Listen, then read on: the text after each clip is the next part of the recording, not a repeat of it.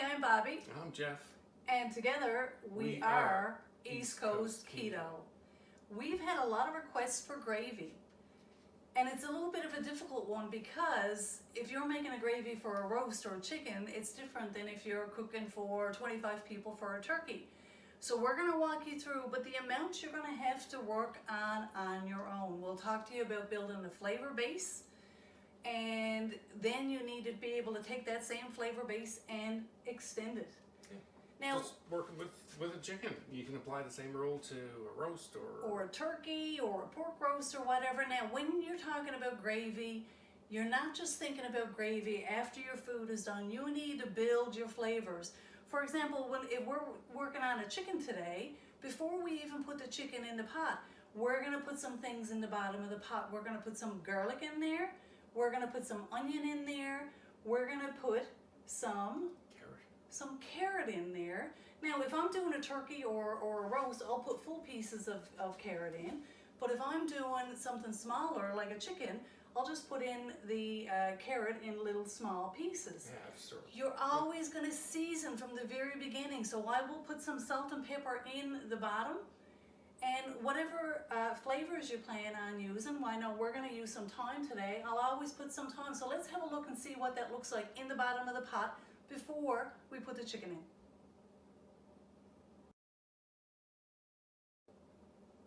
So the chicken is in now, and the carrot basically serves as a natural rack for keeping the protein off the bottom. Exactly. So you're going to put a little bit of water in there in the bottom. Now you don't want to have too much water because we're not boiling our chicken. You're going to put some salt and pepper on top of your chicken, maybe your same herbs. We're going to use a little bit of thyme. And the last thing you're going to do is you're going to put a drizzle of oil over the top. We're going to use olive oil today. Before you put it in the oven, do not put the cover on. And this is for a turkey. Or a chicken. Or a roast. Because if you do, what you're doing is steaming your turkey. I know here in Newfoundland, we all grew up. Cover on and then you take it off at the end. No, it's the opposite, guys. So you're going to put your chicken in. You're going to keep higher temperature. You're going to keep the cover off. You're going to let it crisp up. Then when your outside is nice and crispy, that seals in all the juices. Then you're going to put your cover on and you're going to let it continue to cook. Totally upside down. So let's look at what the chicken looks like with the spices and the oil on just before we put it in the oven. Okay, so chicken is done. Here's our Mr. Chicken. He looks beautiful. And you know what? I'm not going to tell you how long to cook your chicken or your turkey or your whatever. Ask Mr. Google. If you have a 5-pound turkey, it'll tell you how long to cook it and vice versa. Yeah, depends on the size. Exactly. Now, you always have to rest your meat. If you're looking at poultry, you're looking at roughly around a half an hour for every 2 pounds of meat, and up to 2.5 hours. And you're looking at me and saying, well, Bobbi, isn't my turkey going to get cold in 2.5 hours? It's okay. We have hot gravy. It's fine. If you let it rest, you're going to keep all those juices inside. You know how sometimes when you cut the meat and all the juice just floods out? You want that to stay in the protein, and letting it rest ensures that it stays in there. So ours is set. It's nice and cool here now. Now it's not icy cold, but it's nice and warm, so I can touch it. The first thing I'm going to do is roll up my sleeves. And rip it apart. So for our gravy purposes, now this is for turkey or chicken. For meat, you've already got some little pieces. You can certainly take off some like roast beef pieces and just chop them up into little tiny pieces. But what we're going to do today is we're going to pull off 2 of our wings. 1 and 2, and the meat that's associated with those wings, and we are going to throw those right on in the pot. Now I'm not going to put in these little tiny tips that are here. We're going to put those aside because ain't no one got time for those. We're going to put in the bigger joints, the flats and the drummies, and I am picking the bones off of the meat and throwing that in there. All of a sudden we got 2 little dogs that are very interested in what we're doing. Oh, Mommy's picking the chicken bones. Mommy's picking the chicken bones, their very favorite activity. Okay, so we'll separate the bones from the meat and the flesh. We're throwing that in the pot in with the stuff that we put in the bottom of our pot. So we still have our carrots in there, we still have our pieces of garlic, we still have our onion, and we have a little bit of juice. So we are going to switch to an overhead shot so you guys can see what's going on in the pot, because I think you guys want to see this and not this. So here's our pot ready to go. You can see we have some pieces of carrot. You can see we have some garlic. There's our chicken that we just put in, and we have some chicken broth left over. And we are going to turn our stove on now. Here we go. And one of the first things that you'll always see me do is grab my little masher and just start mashing all that stuff in there. Now we do have some bones in there that you kind of got to avoid, but that's okay. We can do that. So I'm just trying to mash all this content now into the bottom of the pot and smoosh it all up. That masher hasn't seen a whole lot of potato in the past few years. Well, it's not a potato masher anymore now, is it? Faux potatoes, maybe. We don't even use it for that.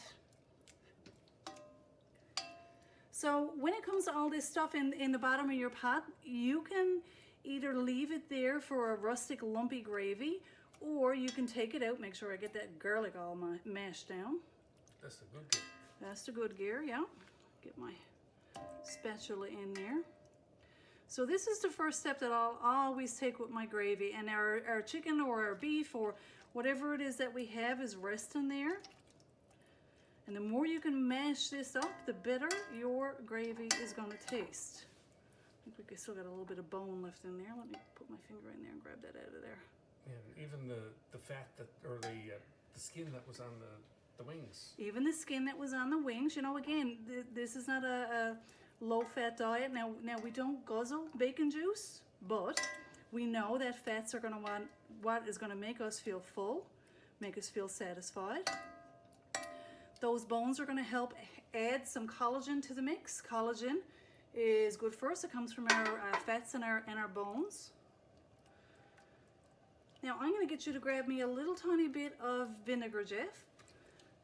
Don't add any vinegar in if you're using any carrot or anything like that until your vegetables are cooked, because if you have any vegetables with cellulose, which most vegetables have, the vinegar is going to prevent your vegetables from cooking. You're going to be hours and hours and hours and wondering why. So maybe around a 1/4 cup of apple cider, or let's go with the 1/8, just because we don't have a lot. Perfect. Now that vinegar is going to help to intensify flavors. It is a flavor booster. All right. And we're going to get a nice boil going here now. I am going to add, you guys all know our, let's go with the English, there we go, our coconut sauce. Make sure you give it a shake, guys, because I know down in the bottom there's usually a bit of sediment down there. That is part of what you want in your pot. And we're going to put in, again to taste, I'm going to put in probably around 2 tablespoons of that there. There you go. And we're going to let that go. Now, I also have at this stage of the game, these are our herbs. I have in this one a little bit of parsley. So let me get my little, I don't want a lot of parsley in there. There you go. All right, Mr. G, take that one. And thyme. Now, we did put some thyme in the beginning, but we are going to put a little tiny bit extra in there now, just to, in this case, not sweeten the pot, savory the pot. There you go. You can also, if you're doing a chicken, you can put a little bit of Newfoundland savory in there, because that definitely adds to the Newfoundland flavor. So I'm going to let this go for probably around 10 minutes or so. The longer you cook it, the more flavor you're getting into it. So we're just going to let that go. Now, you don't want to let it boil down so it burns on, but you also got to keep in mind that brown means flavor. So one of the things that I am going to be doing is, you see all this brown stuff up around the sides of the pot? Now, some of it is the color of the pot, just because it's been cooked, loved so much, exactly. But there is some brown up there from the browning in the pan. That's all flavor. So I'm going to be working to get that down into the pot. And I don't mind if it gets a little bit thick on the bottom, but I'm not going to let it obviously brown on too much to the point that it's burned. So we'll come back in a few minutes time when this has had a chance to boil for around 10 minutes. And I'm just going to continue just mashing and letting those flavors build. We'll see you in a minute. So as you can see, we don't have a lot of liquid left. Now I can't tell you exactly how long that this is going to take because it really depends on how much broth or stock you have left in the bottom of your pot. You can see that I'm still squishing, I'm still squatting. You can use your masher for this, but I find at this stage of the game it's better off just to switch over to a spatula. And I'm really working that carrot and garlic right into the bottom of the pan. Okay, I think we've done all we can do here to get that reduced down. Now this is pure flavor, and this is what I'm talking about you need to start building your flavor before the chicken is even cooked or your roast is even cooked. So at this point I'm going to go in with some broth. Now I just have some chicken broth here. You can use, again, I'm using about, depends on the size of the pot, you can use all chicken broth. I have some water here as backup that we can use as well, but it really depends on how much gravy you want to use. So a combination of 2 of those. I also have some cream cheese here. Now you can see how skinny the pieces of cream cheese are, just to make sure you can see that. I've cut that really thin. And again, you're going to put more in if you have a great big pot full of turkey juice. We're just going to put in a couple of pieces now and we're going to feel it out. I am going to put in some of our pepper. I've already seasoned this ahead of time, but I just kind of want to let you know that this is the point where you want to check your flavor. And some salt. Salt good. Salt good. And at this stage of the game, we are just going to stir. Now, we're eventually going to take all of that stuff out, all of this stuff in the bottom of the pot, the bones and whatnot. But right now, the vinegar is just helping to leach out all that flavor and collagen out of those bones. And we are going to stir and stir and stir until all of those pieces of cream cheese are melted into the pot. We're going to keep working on getting the stuff from away from the sides of the pot. And we'll be back when all of the cream cheese has dissolved. Okay, so most of our cream cheese has dissolved. There may be little tiny fine little parts in there. But I just want to turn off my pot for just a second because at this stage we really need to check to see if we have enough liquid in there. We want to check our seasoning. So I'm just going to go in with a spoon. Now for heaven's sakes, this is very hot. So let me try. Blow. How does that taste, Jeff? Oh. I'm happy with that, but again, you have your salt. If you want, if it's tasting flat, chances are it's going to be this, okay? This is going to be your main flavor enhancer always. Pepper. Garlic is always in there, so already in there, so we don't need to worry about that. So now we're going to grab our spider. Now this is a spider, I know it's a fancy smancy looking thing, but really all it is just a vehicle to get all that stuff up off the bottom of the pot. We got this one at the dollar store, so it was not like you got to go to a fancy store to get it. I will put that right on in there. Give me a second. Thank you, Jeff. We'll get most of this stuff out. Actually, I think it'd be better if you just laid it right back down again, honey. Thank you. Now, in the bottom of the pot, or in the bottom of this bowl, there's going to be a lot of fluid, a lot of gravy, really. So I will try to get exactly. I'll try to recapture some of that as much as I can. I'll show you how I do it. Now, Jeff and I like our gravy a little bit on the rustic side, so I'm not going to be really particular about getting all of this out.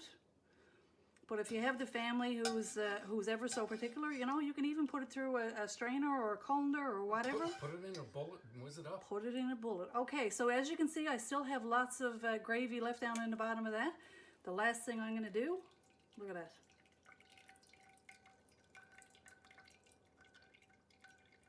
Give that a squeeze. Get there. My grandmother, I always think of Nan when I do this. Every drop. All right, there you go, Jeff. I'll give that to you, my darling. Okay. And we're going to put our pot back on again. And I've moved a little bit off center here, so I'm just going to push that back over. So our gravy tastes absolutely amazing. Now, because today we are making gravy to go in our freezer, what we are going to do is I am going to add a little bit of water in there. Because there's so much flavor in there, I promise you, it can take it. I might even add in a little tiny bit of extra cream cheese. There you go. just cause, and I'll give that a stir. And Jeff, we're gonna get you to put the spoon in there while I'm stirring. And I want you to do a double check to make sure we got a clean spoon going in. Check and make sure that the flavor, taste every step of the way, guys. Don't burn your mouth. That's mouth with an F. Oh, that means for nothing. Flavor is still there? Yeah. Perfect. So as this heats up now, then I'm gonna reach for my xanthan gum. Now I know this is Mrs. Dash, this is from way back in the day. If I wanted to fool you guys, I would have put it in another container, but this is the container I got. Look, see the big X's on it? Xanthan. Okay, exactly. This is my xanthan gum. Now, this is the trickiest part. This is an ingredient that really catches up on you, as in a little dab will do you. When you see me put this in, I will literally just put the finest mist in, then I will stir and wait. This is the part that gets most people. I will put in the tiniest amount and then I will stir and wait. And if you put in too much, it's going to turn it gummy. It's going to turn it goopy and you're not going to like it. So, let me get that guy back out of the way. So, I don't know if you guys can see. Let me turn it back off again. I'm going to turn those bubbles off so you can see how much I'm putting in. I'm going to move that spoon back a little bit, my honey. Okay, here we go.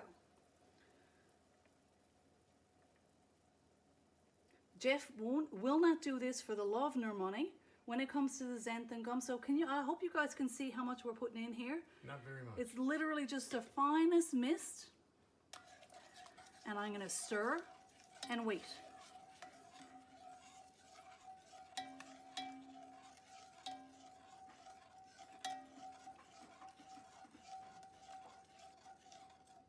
We still got that little piece of cream cheese in there that's floating around, and that's fine. I'll put that on my plate. We'll fight for that later on. So guys, that's pretty much it. You know, you need to probably do that a couple of times. And I am rushing here. Ordinarily, I'd wait for around 5 minutes, but I know from my own experience that I'm going to need just a tiny bit more. So we'll do it again.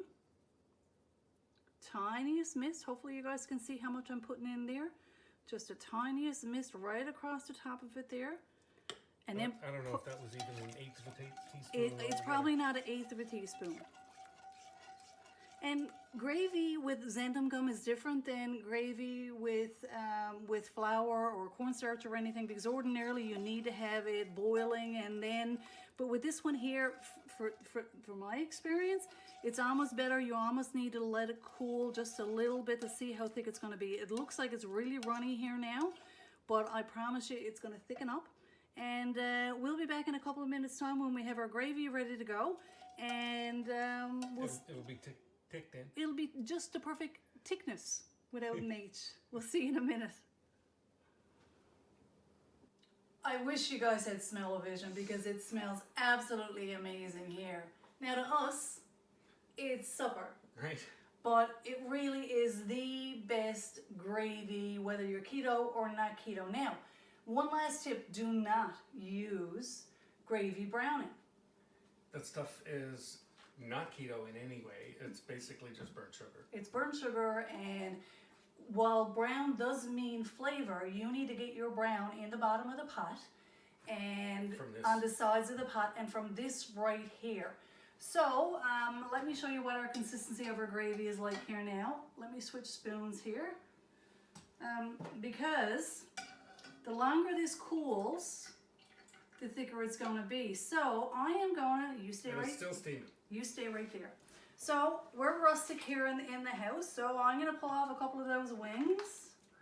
The other wings, the legs. It is a wingless bird right now. And then I'm going to step out of the way and wash my hands. And I'm going to get Jeff just to carve out a little tiny couple of... Not only can he not fly, he can't walk now either. Right. So I'm just going to slice off a little bit of the breast.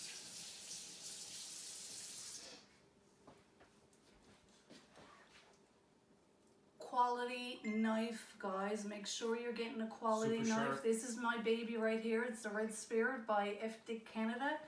I have no affiliation, but I love my. All right, so you want to throw them on the plate there? I was going to go right in. You go right in if you want to. So we're going to throw those couple of pieces on the plate. Thank you, young man.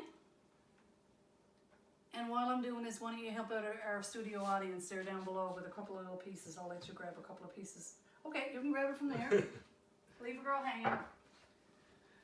Yeah. Alrighty. Studio audience is going to get a taste. They're ready. So we'll pull up some gravy just so we can do a little taste for you guys. Right over the top, beautiful consistency.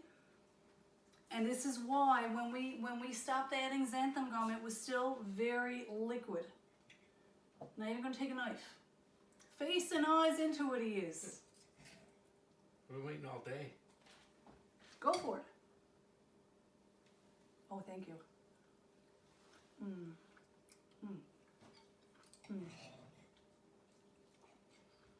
Absolute perfection. So there you have our keto gravy. There is all the secrets. Everything you need to know. Now, we get to go eat. Happy keto. Enjoy, folks. We'll catch you next time. Bye-bye. Bye.